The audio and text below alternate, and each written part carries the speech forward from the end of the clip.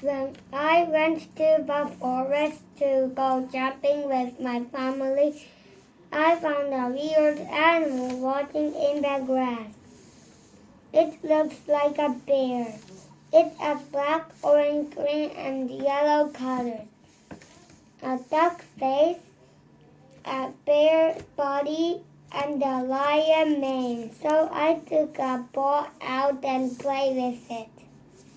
And I call it Liduckar because I was the first person who found the animal and cheerfully watches it eating.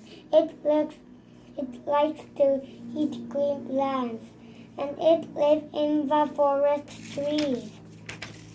Liduckar lives about 100 to 1,000 years.